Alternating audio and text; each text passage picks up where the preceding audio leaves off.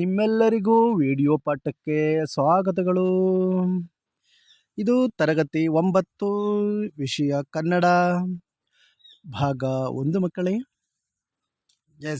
ಈ ಒಂದು ಭಾಗ 1ರಲ್ಲಿ ಪದ್ಯಪಾಠ 2 ಅಟ್ಟ ಅತ್ತಬೇಡ ಎಂಬತಕ್ಕಂಥ ಪದ್ಯದ ಬಗ್ಗೆ ನಾವು ತಿಳಿದುಕೊಳ್ಳೋಣ ಮಕ್ಕಳೇ. ಈ ಒಂದು ಪದ್ಯವನ್ನು ಆರಂಭಿಸುವ ಮೊದಲು ಕೆಲವೊಂದು ಕಿವಿ ಮಾತುಗಳು ಮಕ್ಕಳೇ. ಅಟ್ಟ ಹತ್ತಬೇಡ ಈ ಒಂದು ಪಾಠದ ಪದ್ಯದ ಹಿನ್ನೆಲೆಯನ್ನು ನೋಡೋಣ ಮಕ್ಕಳೇ. ಇದು ಒಂದು ಬಂಡಾಯ ಸಾಹಿತ್ಯ ಮಕ್ಕಳೇ. ಈ ಬಂಡಾಯ ಸಾಹಿತ್ಯ ಅಂದರೆ ಏನು ಅಂತ ನಿಮಗೆ ತಿಳಿದಿದೆಯಾ ಮಕ್ಕಳೇ? ಬಂಡಾಯ ಸಾಹಿತ್ಯ ಎಂದರೆ ಕೆಲವೊಂದು ಶತಮಾನಗಳಿಂದ ತುಳಿತಕ್ಕೆ ಒಳಗಾಗಿ ನೋವು ನುಂಗಿಕೊಂಡಿದ್ದು ಮನಸ್ಸುಗಳು ಶೋಷಣೆಯ ವಿರುದ್ಧ ಧ್ವನಿ ಎತ್ತಿದ ಸಾಹಿತ್ಯವೇ ಬಂಡಾಯ ಸಾಹಿತ್ಯ. ಒಟ್ಟಾರೆಯಾಗಿ ಶೋಷಣೆಯ ವಿರುದ್ಧ ಧ್ವನಿ ಎತ್ತಿದ ಸಾಹಿತ್ಯವೇ ಬಂಡಾಯ ಸಾಹಿತ್ಯ. ಅನಂತರ ಈ ಒಂದು ಬಂಡಾಯ ಸಾಹಿತ್ಯದ ಪ್ರಮುಖ ಲಕ್ಷಣಗಳು ಏನು ಅಂತ ನಿಮಗೆ ತಿಳಿದಿದೆ ಮಕ್ಕಳೇ?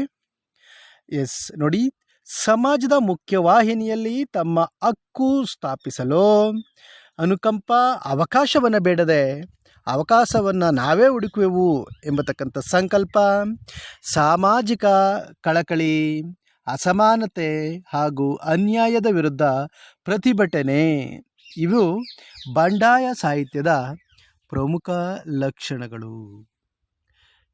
ಈ ಒಂದು ಪದ್ಯ ಅಟ್ಟ ಹತ್ತಬೇಡ, ಈ ಒಂದು ಅಟ್ಟ ಹತ್ತಬೇಡ ಪದ್ಯವನ್ನು ಬರೆದಿರ್ತಕ್ಕಂಥ ಕವಿ ಡಾಕ್ಟರ್ ಎಲ್ ಹನುಮಂತಯ್ಯ.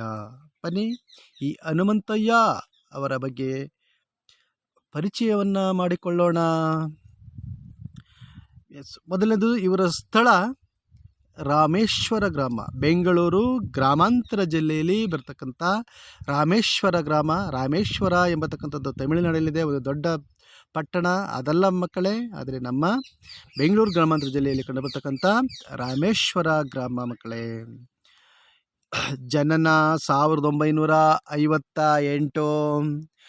ಇವರು ಬರೆದಿರ್ತಕ್ಕಂಥ ಪ್ರಮುಖವಾದಂಥ ಕೃತಿಗಳು ಕಪ್ಪು ಕಣ್ಣಿನ ಹುಡುಗಿ, ಅವ್ವನ ಕವಿತೆ, ಜೀವಗಾನ, ಕರ್ಣರಾಗ, ಅಕ್ಷರ ಅಕ್ಷರವೇ. ಆನಂದ್ ನೋಡಿ, ಇದು ಕವಿಯ ಭಾವಚಿತ್ರ ಮಕ್ಕಳೇ. ಕವಿಯ ಭಾವಚಿತ್ರ ಡಾಕ್ಟರ್ ಎಲ್ ಹನುಮಂತಯ್ಯ ಅವರದ್ದು. ನಂತರ ಇವರ ಪರಿಚಯ, ನಾಟಕ ಬರೆದಿರ್ತಕ್ಕಂಥದ್ದು ಅಂಬೇಡ್ಕರ್ ಎಂಬತಕ್ಕಂಥ ಒಂದು ನಾಟಕವನ್ನು ಸಹ ಬರೆದಿದ್ದಾರೆ. ಅನಂತರ ಇವರು ಬರೆದಿರ್ತಕ್ಕಂಥ ವೈಚಾರಿಕ ಕೃತಿಗಳು ದಲಿತ ಲೋಕದ ಒಳಗೆ, ಅಂಬೇಡ್ಕರ್ ಮತ್ತು ಸಮಕಾಲೀನ, ಮತ್ತು ಮಹಾಪ್ರಬಂಧ ಒಂದು ಬರೆದಿದ್ದಾರೆ.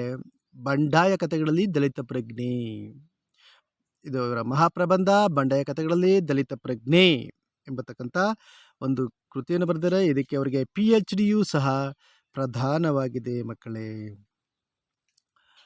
ಇವರಿಗೆ ಬಂದಿರತಕ್ಕಂಥ ಪ್ರಶಸ್ತಿಗಳು, ಅಂಬೇಡ್ಕರ್ ಪ್ರಶಸ್ತಿ ಬಂದಿದೆ, ಅತ್ತಿಮಬ್ಬೆ ಪ್ರಶಸ್ತಿ ಬಂದಿದೆ, ರಾಜ್ಯ ಸಾಹಿತ್ಯ ಅಕಾಡೆಮಿ ಪ್ರಶಸ್ತಿಗಳು ಸಹ ಬಂದಿದೆ. ಇವರು ವಿಧಾನ ಪರಿಷತ್ ಸದಸ್ಯರಾಗಿಯೂ ಸಹ ಸೇವೆಯನ್ನು ಸಲ್ಲಿಸಿದ್ದಾರೆ. ಪ್ರಸ್ತುತ ಈ ಒಂದು ಅಟ್ಟ ಹತ್ತಬೇಡ ಈ ಒಂದು ಕವಿತೆಯನ್ನು ಅವರು ಬರೆದಿರತಕ್ಕಂಥ ಅವ್ವನ ಕವಿತೆ ಎಂಬ ಕವನ ಸಂಕಲನದಿಂದ ಇದನ್ನು ಆರಿಸಿಕೊಳ್ಳಲಾಗಿದೆ. ಬನ್ನಿ ಮಕ್ಕಳೇ, ಈ ಒಂದು ಪದ್ಯವನ್ನು ಪ್ರಾರಂಭಿಸೋಣ. ಅಜ್ಜ ಹೇಳ್ತಾರೆ, ಅವರ ಅಜ್ಜ, ಅಟ್ಟ ಹತ್ತಬೇಡ ಮರಿ.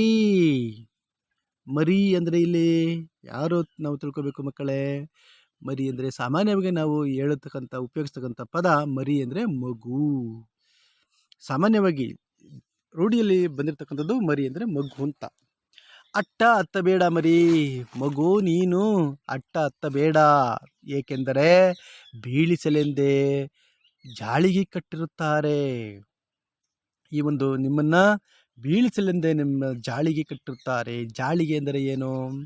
ಒಂದು ರೀತಿಯ ಟೊಳ್ಳು ಮರವನ್ನು ಕಟ್ಟಿರುತ್ತಾರೆ ಅಥವಾ ಟೊಳ್ಳು ರೀತಿಯಾದಂಥ ಏಣಿಯನ್ನು ಕಟ್ಟಿರುತ್ತಾರೆ. ನೀವು ಅದರ ಮೇಲೆ ಕಾಲಿಟ್ಟ ತಕ್ಷಣವೇ ಅದು ಮುರಿದು ಹೋಗತಕ್ಕಂಥ ಪರಿಸ್ಥಿತಿಯಲ್ಲಿ ಅದಿರುತ್ತೆ. ಅದರಿಂದ ನೀನು ಅಟ್ಟ ಹತ್ತುವಂಥ ಕೆಲಸವನ್ನು ನೀನು ಮಾಡಬೇಡ ಮರಿ.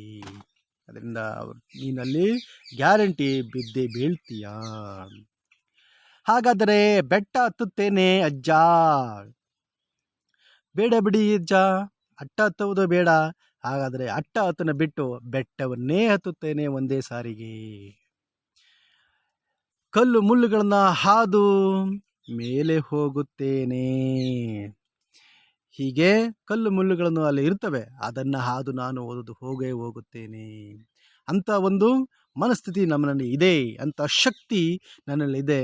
ನಾನು ಬೆಟ್ಟವನ್ನು ಒಂದೇ ಬಾರಿಗೆ ಹತ್ತುತ್ತೇನೆ. ಪ್ರಯತ್ನವನ್ನೇ ಬೇಡ. ಅಟ್ಟ ಚಿಕ್ಕದು, ಆದರೆ ಬೆಟ್ಟ ದೊಡ್ಡದು. ಆದರೆ ಫಸ್ಟು ನಾವು ಮೊದಲು ನಿಜವಾಗಿ ಹೇಳಬೇಕು ಅಂದರೆ ಫಸ್ಟು ಚಿಕ್ಕದು ಹತ್ತಬೇಕು, ಆನಂತರ ನಾವು ದೊಡ್ಡದನ್ನು ಹತ್ತಲು ಪ್ರಯತ್ನಿಸಬೇಕು.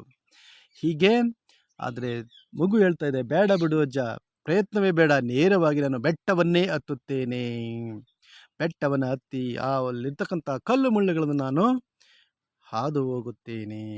ಸರಿ, ಸಾಮಾನ್ಯವಾಗಿ ಬೆಟ್ಟ ಅಂದರೆ ನುಣ್ಣಗೆ ಕಾಣುತ್ತೆ, ಆದರೆ ಹತ್ತಿರ ಹೋದಾಗ ಗೊತ್ತಾಗೋದು ಅಲ್ಲಿರ್ತಕ್ಕಂಥ ಕಲ್ಲು ಮುಳ್ಳುಗಳು ಎಷ್ಟಿವೆ ಅಂತ. ದೂರದ ಬೆಟ್ಟ ಎಷ್ಟೊಂದು ನುಣುಪು. ಆದರೆ ಕಾಣಿಸುತ್ತೆ ಮಕ್ಕಳೇ, ದೂರದ ಬೆಟ್ಟ ನುಣ್ಣಿಗೆ ಅಂತ ಗಾದೆ ಇದೆ.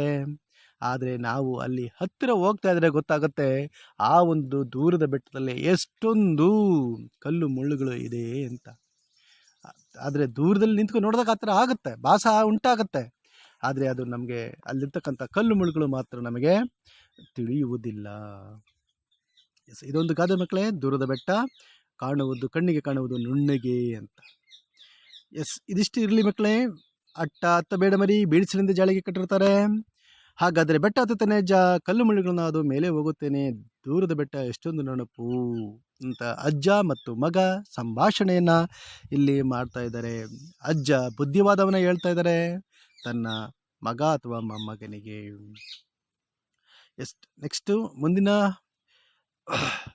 ವಿಡಿಯೋದಲ್ಲಿ ನೆಕ್ಸ್ಟು ಮುಖ್ಯದ ಕವಿತೆಗಳನ್ನು ಮನನ ಮಾಡೋಣ ಮಕ್ಕಳೇ. ನೋಡಿ, ನೆಕ್ಸ್ಟು ಮುಖ್ಯಾಂಶಗಳು. ಬಂಡಾಯ ಸಾಹಿತ್ಯದ ಪರಿಚಯ ನಿಮಗಾಯಿತು. ಬಂಡಾಯ ಸಾಹಿತ್ಯ ಅಂದರೆ ಏನು ಅಂತ ನಿಮಗೆ ಗೊತ್ತಾಯಿತು. ಆನಂತರ ಕವಿ ಪರಿಚಯವನ್ನು ನೀವು ಮಾಡಿಕೊಂಡ್ರಿ. ಆನಂತರ ಅಜ್ಜನ ಕಿವಿ ಮಾತು ಮಗನಿಗೆ ಏನು ಅನ್ನೋದನ್ನು ನೀವು ತಿಳಿದುಕೊಂಡ್ರಿ. ಆನಂತರ ಗಾದೆಯ ಮಾತು ದೂರದ ಬೆಟ್ಟ ನುಣ್ಣಿಗೆ ಎಂಬತಕ್ಕಂಥದ್ದನ್ನು ಸಹ ನೀವು ತಿಳಿದುಕೊಂಡ್ರಿ ಮಕ್ಕಳೇ. ನೆಕ್ಸ್ಟು ಪ್ರಶ್ನೆಗೋತ್ತರಗಳಿಗೆ ಉತ್ತರವನ್ನು ಮಾಡಿ ಮಕ್ಕಳೇ. ಪ್ರಶ್ನೆಗಳಿಗೆ ಉತ್ತರವನ್ನು ಬರೀರಿ ಮಕ್ಕಳೇ. ಬಂಡಾಯ ಸಾಹಿತ್ಯ ಎಂದರೇನು? ಇದು ಪುಸ್ತಕದಲ್ಲಿ ಇರಲಿಲ್ಲ ಮಕ್ಕಳೇ, ಇದನ್ನು ನೀವು ಪ್ರಯತ್ನಿಸಿ ಮಕ್ಕಳೇ. ಬಂಡಾಯ ಸಾಹಿತ್ಯದ ಪ್ರಮುಖ ಲಕ್ಷಣಗಳಾವು? ಎರಡನೆಯ ಪ್ರಶ್ನೆ ಇದು. ನೆಕ್ಸ್ಟು ಮೂರನೆಯ ಪ್ರಶ್ನೆ, ಹನುಮಂತಯ್ಯನವರ ಕೃತಿಗಳಾವು?